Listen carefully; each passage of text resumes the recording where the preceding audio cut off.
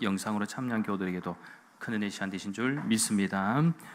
오늘 시간 우리에게 주시는 하나님의 말씀입니다. 하나님의 말씀은 신약 성경 요한 3서 1장 11절 말씀입니다. 제가 가진 성경은 신약 397면쯤입니다. 요한 3서 1장 11절 말씀, 우리 한 구절의 말씀이기 때문에 우리 한 목소리 같이 합독하도록 하시겠습니다. 사랑하는 자여, 악한 것을 본받지 말고 선한 것을 본받으라.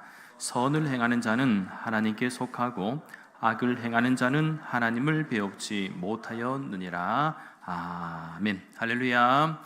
오늘도 거룩한 주일 예배 가운데 주님의 전으로 나오신 여러분을 주님의 이름으로 환영하고 축복합니다. 오늘 이 시간에는 이렇게 한번 따라 하시겠습니다. 믿음 생활 성공하면 인생도 성공합니다.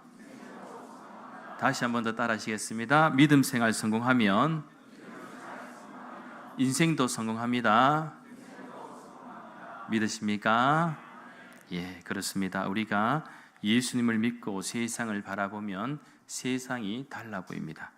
왜냐하면 우리에게 믿음이 있으면 보다 세상을 희망적으로 또 긍정적으로 살아갈 수 있는 근거가 되고, 무엇보다 아무리 힘들고 어려운 순간이 와도 정말 믿음 생활 잘하는 사람의 특징은 고난을 통해 하나님의 은혜와 사랑을 발견하기 때문입니다. 그렇기에 저와 여러분에게도 믿음 생활 잘함으로써 날마다 하나님이 주시는 은혜와 사랑 안에 가는 복된 인생이 될 수 있기를 예수님의 이름으로 간절히 축원합니다. 예전에 좀 오래되었습니다만 딸아이가 이제 걷기 시작했을 때, 그래서 조금 이제 걷기 시작했을 때에 이 한방눈이 내린 적이 있습니다. 여러분도 눈 좋아하십니까? 예, 뭐 불편할 때도 있습니다만 그래도 내리고 또 보는 순간에는 뭐 참 기분이 좋지요. 그래서 신기하기도 하고 좋아서 딸아이를 데리고 밖으로 나갔습니다. 그리고 골목길을 걸으면서 눈을 밟았었는데, 좀 걷다가 뒤를 돌아보니까 딸아이가 희한하게 아빠의 발자국을 밟으며 따라오고 있는 것이었습니다. 그래서 속으로 재미로 저러나 싶었는데, 나중에 보니 이 아빠가 걸어갔던 발자국을 따라가는 것이 자신에게는 안전하다고 생각했던 것이었습니다. 이것을 보고 그때 깨달았던 것이 자녀는 부모를 따라가는구나 하는 생각이 들었습니다. 그런 것 같습니다. 이 사람은 누구나 의도하든 의도하지 않든 무언가를 닮아가며 살아갑니다. 가정에서는 부모를, 사회에서는 선배나 스승을, 교회에서는 신앙의 본을 보여주는 사람을 따라갑니다. 문제는 무엇을, 누구를 본받느냐 하는 것입니다. 초대교회 성도들은 사도들을 본받았고, 또 사도들은요 그리스도를 본받았습니다. 그런 의미에서 오늘 본문의 말씀에서 사도 요한은 가이오에게 편지하면서 이렇게 권면합니다. 이 악한 것을 본받지 말고 선한 것을 본받으라. 그렇기에 여러분, 본받음에도 힘이 있습니다. 영향력이 있습니다. 그렇기에 신앙의 본이 누구냐에 따라서 우리의 삶의 방향이 결정된다는 사실을 우리는 꼭 기억해야 할 줄 믿습니다. 참고로 오늘 본문의 말씀을 전체적으로 다 읽지는 않았지만, 이 사도 요한 당시 교회에는 선한 본이 되는 가이오 같은 성도가 있었던 반면, 디오드레베처럼 교회를 혼란케 하고 자기 욕심을 앞세우는 인물도 있었습니다. 그러니까 그는 교만하여 사도들의 권면을 거부하고 교회 안에서 분열을 일으켰다라는 사실입니다. 그래서 사도 요한은 분명히 말합니다. 악한 것을 본받지 말라. 어떻게 보면 악을 따라가는 것은 결국 하나님과의 관계를 끊어버리고 하나님을 보지 못하는 길이 됩니다. 그렇기에 악을 조금이라도 허용하면 그것이 우리의 삶을 지배하기 시작합니다. 그래서 악은 멀리해야 된다는 것. 그렇다면 여러분, 그저 악만 멀리하면 되는 것입니까? 그렇지가 않습니다. 악을 멀리하고 심지어는 악을 이기기 위해서는 선한 것을 본받아야 한다는 것. 그래서 참고로 사도 바울 같은 경우도 신약 성경 로마서 12장 21절 말씀에서 악에게 지지 말고 선으로 악을 이기라, 그렇게 말씀하고 있습니다. 따라서 단순히 악을 멀리하는 것만으로는 부족합니다. 우리는 선한 것을 적극적으로 본받아야 합니다. 그럴 때 사도 요한은 오늘 본문에서 뭐라고 설명합니까? 오늘 본문 11절 후반절 말씀입니다. 우리 자막을 보시며 함께 읽겠습니다. 선을 행하는 자는 하나님께 속하고 악을 행하는 자는 하나님을 배웁지 못하였느니라. 아멘. 한마디로 사도 요한은 선을 행하는 자는 누구에게 속한다고요? 하나님께 속한 자다. 참고로 여기서 선한 것을 본받는다는 것은 단순히 윤리 도덕적으로 착해져야 된다, 그렇게 생각할 수도 있겠지만 그런 의미도 있습니다만은 그러나 오늘 본문에서 말하는 이 원어적인 표현으로 살펴보면 이 윤리 도덕적으로 착해지라는 의미를 좀 넘어섭니다. 예를 들면 사도 요한은 가이오와 데메드리오 같은 성도를 칭찬합니다. 왜냐하면 그들은 교회를 섬기고 형제를 환대하며 진리에 합당한 삶을 살았기 때문입니다. 그렇기에 선을 본받으라는 것은 단순히 착한 사람이 되라는 말이 아닙니다. 오늘 본문의 성경에서 말하는 이 선은 곧 하나님의 뜻을 행하는 삶, 예수 그리스도를 닮아가는 삶이다 라고 이렇게 이해해야 됩니다. 즉 가정에서는 부모가 자녀에게 본이 되고, 교회에서는 성도들에게 서로가 본이 되고, 나아가 세상에서는 믿지 않는 자들에게 본이 되는 삶, 이것이 바로 선을 본받는 삶일 줄 믿습니다. 그래서 사도 바울 같은 경우도 신약 성경 고린도전서 11장 1절 말씀에서 내가 그리스도를 본받는 자가 된 것 같이 너희는 나를 본받는 자가 되라, 이렇게 말씀하고 있습니다. 그렇게 여러분, 우리의 신앙생활에는 중립지대가 없음을 기억해야 합니다. 조금이라도 악을 허용하면 그것이 우리의 삶을 지배합니다. 예를 들면 세상적 욕심, 자존심, 용서하지 못하는 마음, 나아가 다른 사람을 비난하는 습관, 이런 것들은 결국 사람들과의 관계에서도 화목할 수가 없지만 이 하나님과의 관계에서도 멀어지게 됩니다. 왜 그렇습니까? 하나님은 나쁜 것, 불의한 것, 악한 것 싫어하시잖아요. 어떤 교회에서 신앙생활에 참 너무나도 신실한 장로님이 한 분 계셨습니다. 그분은 늘 말씀과 기도 가운데 섬김의 삶을 살려고 평생을 노력하셨는데 어느 날 한 청년이 다가와서 이렇게 고백했다고 합니다.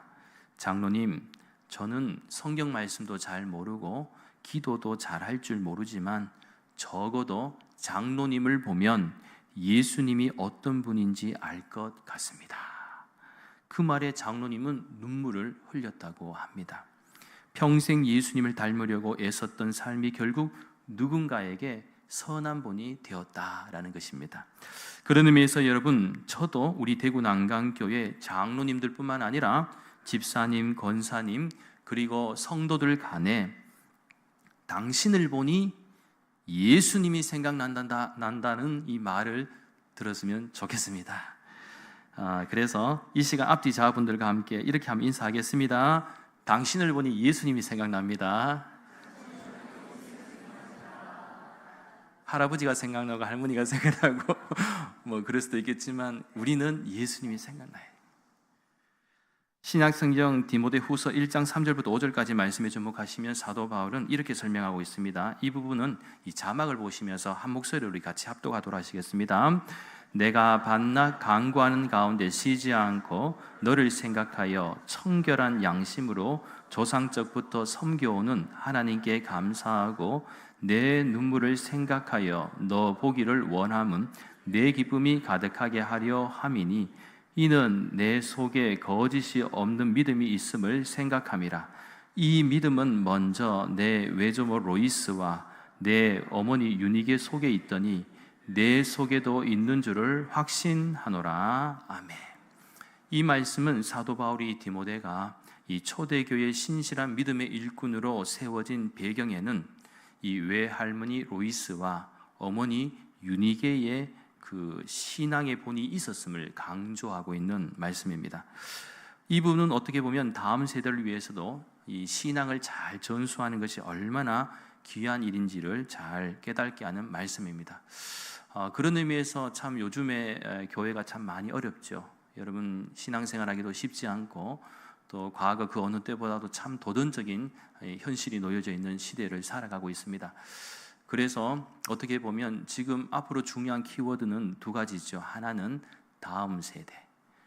다음 세대를 어떻게 신앙을 잘 이렇게 세대에게 믿음의 세대로 잘 키워서 전수를 하느냐, 이 과제가 하나 있고, 또 오늘 남현자 장로님이 굉장히 멋진 표현을 해주셨는데, 우리가 또 전도의 사명이 두 번째 키워드거든요. 사실은 전도를 해야 돼요. 하는데 어떻게 보면 우리가 전도를 잘 하려고 하면 우리 자신이 이 전도 대상자와 같은 모습이 되어서는 안 되겠죠, 그죠? 우리가 그래도 참 신앙을 주님 안에서 담대하게 믿음 생활 잘해서 이 세상에서 이렇게 전도할 수 있는 그런 사람이 되어야 되지, 오히려 내가 믿음이 약해져서, 그죠? 전도 대상자가 되면 안 되잖아요, 그죠? 그래서 이 두 가지 키워드가 중요한데요. 예전에 한 선교단체를 이끄시는 목사님과 대화한 적이 있었는데, 그분의 말씀으로는 현재 학원 복음화 선교가 너무나도 어렵다라는 것이었습니다. 갈수록 청년들은 점점 떠나가고, 전에는 캠퍼스 전도도 너무 잘 되어서 선교회마다 사람들이 가득했다고 합니다. 그리고 모임 자체도 막 기록을 갱신하면서 힘차게 활동하던 때가 있었는데, 지금은 아예 전도도 잘 되지 않고 모이는 숫자도 저조하다고 합니다. 무엇보다 지금 캠퍼스마다 이단과 사이비들이 더 교묘하게 이 활개를 치고 있다고 합니다. 이러한 현실 속에서 이 목사님은 그런데 오히려 더 감사하다고 이렇게 말을 하더라고요. 이게 이유가 뭔가 들어보니까 지금은 비록 예전보다 이 사람들이 뭐 많지는 않지만, 예전에는 사람이 너무 많을 때는 사실은 좀 집중적으로 질적으로 이렇게 한 사람을 이렇게 신앙적으로 양육하는 거 좀 쉽지가 않았었는데, 오히려 지금은 이 한 사람에 대해서 더 소중하게 생각하고 이 바로 세우고 변화시키는데 집중할 수 있는 비전을 하나님께서 또 주시더라는 거죠. 그러니까 일당백을 할 수 있는 인물로 만들 수 있도록 관계가 더 깊이 있게 나아갈 수 있어서, 뭐 단순히 사람만 많아지는 것이 중요한 것이 아니라 오히려 지금은 영적으로나 질적으로 더 성숙하고 신실한 한 사람을 세워가는 것이 생각보다 더 보람있고 의미가 있었다라는 사실을 말씀했던 적을 제가 들은 적이 있습니다. 그러면서 저도 참 공감이 되었던 것이, 과거 7, 80년대 부흥의 영광을 경험한 세대, 우리 어른들의 세대 참 엄청났잖아요. 또 어떻게 보면 저도 학생 시절 때 그때 그 뜨거운 열기를 지금도 경험하고 있습니다. 뭐 경배와 찬양 운동, 제자 훈련부터 시작해서 정말 뭐 부흥회와 뭐 기도원에도 사람들이 가득 찾고, 그죠? 엄청났지 않습니까? 그 뜨거운 그 열정과 또 부흥의 영광을 우리는 경험했었습니다. 그런데 이 현재와 이 교회의 모습이 어떻게 보면 이 과거의 부흥의 세대 경험했던 세대는 지금의 모습이 비록 좀 답답하게 보일 수도 있을 겁니다. 하지만 우리는 지금 할 수 있는 최선을 다할 뿐이라는 것이죠. 교회도 그렇고 학교 캠퍼스 사역도 그렇겠지만 실망하지 않고 많거나 적거나 일당백을 할 수 있는 믿음의 세대를 위한 한 사람이라도 잘 양육시키고 하나님의 비전을 품게 한다면, 지금 당장은 어떤 큰 열매가 보이지 않아 보인다 할지라도 결국에는 좋은 토양 아래에서 자란 나무가 건강하게 됨으로써 좋은 열매를 풍성하게 맺는 것처럼, 우리 교회와 가정 역시 적어도 내가 맡고 있는 한 사람이 하나님 앞에서 온전히 서 있을 때 우리는 하나님이 주신 놀라운 은혜와 부흥을 다시 경험하게 될 줄 믿습니다. 그렇게 한국 교회를 비롯한 우리 대구 난강교회도 지금의 현실에서 할 수 있는 최선을 기도 가운데 우리가 잘 감당해야 될 텐데, 첫째는 이 예배와 말씀에 여러분 어떻게든 성공해야 합니다. 둘째는 기도와 찬양에 대한 뜨거움과 열정, 그리고 본질을 잃지 않는 것 중요하죠. 그리고 셋째는 주님이 맡겨주신 전도와 선교적 사명을 잘 감당하고 나아가 지역사회와 함께하는 나눔과 섬김, 즉 봉사의 사명도 균형 있게 잘 감당하는 것, 또 이 역시 중요합니다. 마지막 넷째는 다음 세대에 대한 집중적인 관심과 양육 그리고 배려와 투자를 아끼지 않음으로써 갈수록 세속화가 되고 거대한 무속화의 도전 속에서 세상을 변화시킬 믿음의 세대를 일으키는 주역들이 우리 대구 난강교회와 믿음의 가정들이 될 수 있기를 예수님의 이름으로 간절히 축원합니다. 그런 의미에서 하나님은 지금도 이 세대를 넘어 다음 세대에도 하나님의 구원에 이르는 은혜가 있기를 원하십니다.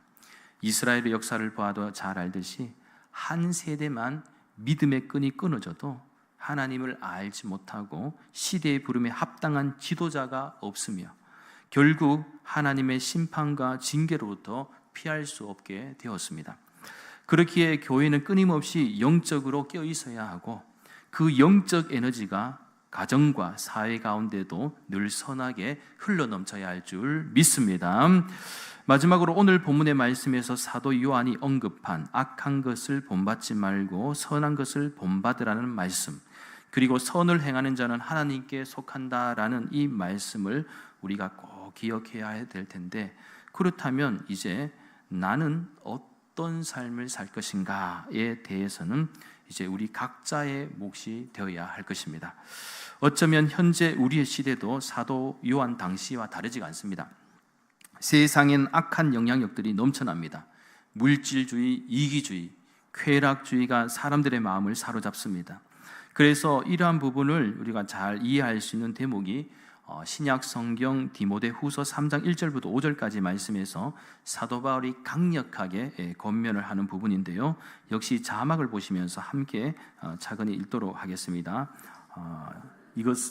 너는 이것을 알라. 말세에 고통하는 때가 이르러 사람들이 자기를 사랑하며 돈을 사랑하며 자랑하며 교만하며 비방하며 부모를 거역하며 감사하지 아니하며 거룩하지 아니하며 무정하며 원통함을 풀지 아니하며 모함하며 절제하지 못하며 사나우며 선한 것을 좋아하지 아니하며 배신하며 조급하며 자만하며 쾌락을 사랑하기를 하나님 사랑하는 것보다 더하며 경건의 모양은 있으나 경건의 능력은 부인하니 이 같은 자들에게서 내가 돌아서라. 아멘.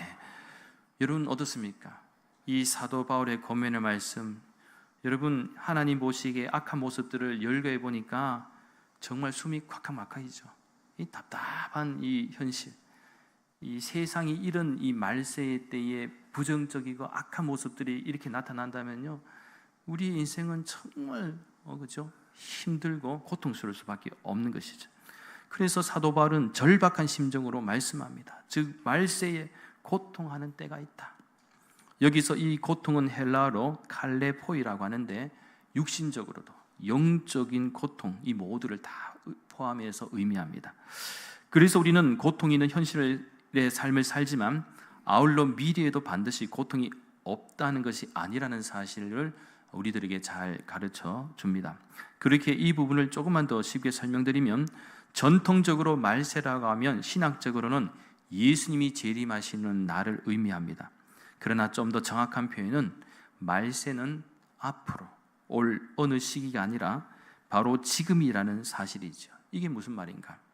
즉 예수 그리스도의 초림에서 재림 사이가 바로 말세의 기간이라고 본다면, 우리는 주님이 다시 오시는 그날까지 끊임없이 현재이지만 미래적으로 살고 있고, 말세, 그러니까 초림과 재림의 어느 시점인지는 모르지만 우리는 어딘가에서 이 한 점을 살고 있다는 것입니다. 그런데 주님이 다시 오셔서 심판하실 그때는 그 누구도 알 수가 없지만, 분명한 것은 초림과 재림 사이에서 우리는 항상 현재 오늘이라는 이 시간이 말세의 시기를 살아가고 있다라는 사실이죠. 그러니까 오늘 당장이라도 주님이 우리를 부르시면 개인적 종말도 있는 것이고요, 또 하나님이 심판하시면 이 현재가 어떤 삶으로 바뀔지 아무도 알 수가 없는 것입니다. 그래서 사도 바울은 이러한 고통하는 때를 잘 분별하여 처신하는 방법을 두 가지로 말하죠. 1절 말씀에서 알라라는 표현이고, 또 다른 하나는 5절 말씀에서 돌아서라. 그러면서 설명하는 것이 말세의 잘못된 길을 걸어가는 사람들의 특징에 대해서 언급했는데, 그것이 방금 읽으신 디모데후서 3장 2절부터 4절까지 말씀에서 우리가 읽으면서도 답답해지는 그런 현실을 보았습니다만은, 몇 가지만 살펴보면 뭐가 있습니까? 2절 말씀에 보면 첫째는 자기를 사랑하는 자들. 이것은 자기중심적 이기주의적 삶을 사는 사람들을 가리킵니다. 그러니까 자기 유익을 위해서는 무슨 짓도 서슴지 않는 사람들이죠. 둘째는 돈을 사랑하는 사람들입니다. 사실 물질은 인간이 살아가는 삶의 모든 터전 가운데는 분명히 필요한 것은 맞습니다. 그러나 문제는 물질의 노예가 되거나 그것에 사로잡혀 버리면 왜곡된 사랑에 빠지게 되는데, 즉 하나님이나 이웃이 아니라 돈을 사랑하게 된다라는 사실이죠. 그래서 역사가 보여주는 왜곡된 사랑의 잘못된 결과가 얼마나 심각한지를 우리는 설명하지 않아도 잘 알고 있습니다. 그래서 사도 바울은 이러한 사실에 대해서 알라, 그리고 아는 것에서 멈추지 말고 돌아서라고 이렇게 말씀하고 있습니다. 셋째는 자랑하며 교만한 사람들이죠. 성경은 이 부분에 대해서 잘 설명하고 있습니다. 예를 들면 구약 성경 잠언서 16장 18절 말씀에 하면 교만은 패망의 선봉이다. 즉 자신의 능력을 자랑하고 자신의 권력과 위치를 자랑하다 보면 어느 순간 교만하게 되고 다른 사람들에게 피해를 주게 됩니다. 특별히 이 부분은요, 권력자들이나 위정자들 그리고 지도자들이 잘 새겨 들어야 할 말씀입니다. 넷째는 쾌락을 사랑하는 사람들입니다. 사도 바울은 디모데후서 3장 4절 말씀에서 쾌락을 사랑하기를 하나님 사랑하는 것보다 더하다 이렇게 언급하였습니다. 참고로 베버가 쓴 프로테스탄트 윤리와 자본주의 정신이라는 책이 있습니다. 그 책에서 자본주의가 양산하는 인간의 모습 가운데 가슴 없는 향락인이라는 표현이 있습니다. 특별히 오늘날과 같이 과학과 기술이 발달하고 사회 문화적으로 발달한 현대는 새로운 향락거리들로 넘쳐납니다. 우리를 즐겁게 하는 향락들은 우리의 가슴을 뛰게 하고 보슬비에 옷이 젖는 것처럼 은밀하게 젖어들게 만듭니다. 그래서 믿는 성도들조차 이것에서부터 자유로울 수가 없다는 것이죠. 하나님을 향한 사랑의 마음으로 가슴 벅찬 것이 아니라, 이웃을 향한 사랑으로 날마다 설레이는 것이 아니라, 세상의 쾌락적인 요소들이 우리의 눈과 귀와 마음을 즐겁게 하려고 끊임없이 공격하고 있습니다. 이 역시 우리는 알아야 하고 돌아서야 된다라는 것입니다. 사랑하는 여러분, 이제 말씀을 정리합니다. 오늘 요한 3서에서 사도 요한이 우리에게 던진 메시지는 우리 인생에서 어떠한 삶을 살아가야 할지에 대한 현실적인 권면이었습니다. 사랑하는 자여, 악한 것을 본받지 말고 선한 것을 본받아라. 선을 행하는 자는 하나님께 속하고 악을 행하는 자는 하나님을 배웁지 못하였느니라. 그렇게 여러분, 우리의 현실 속에서 가장 무서운 것이 있다면 죄와 악의 확장성입니다. 죄와 악은 가만히 있지 않고 끊임없이 확장하여 이 믿는 성도들과 심령이 연약한 사람들 뿐만 아니라 모든 사람들을 끌어당깁니다. 그렇게 어떻게 보면 오늘 우리 시대에도 어려운 시기를 살아가는 것이 분명하지만, 아울러 그 어느 때보다도 영적 분별력이 필요한 시대입니다. 물론 우리는 모두 인생을 완벽하게 잘 살 수는 없습니다.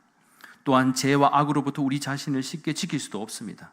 그러나 내 마음대로 한번 살아보십시오. 절대로 행복할 수가 없습니다.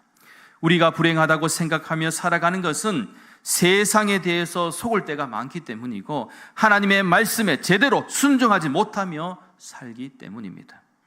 따라서 참된 예수님의 사람은 세상의 잘못된 악을 본받지 않고 오히려 예수님의 선함을 본받는 자가 되어야 할 줄 믿습니다. 그리고 저는 기도합니다. 저뿐만 아니라 여러분들도 내 곁에 있는 누군가가 나를 보면서 저분을 보면 예수님이 생각난다라는 말을 들을 수 있을 때 우리는 선한 본이 되는 삶을 사는 것임을 믿습니다.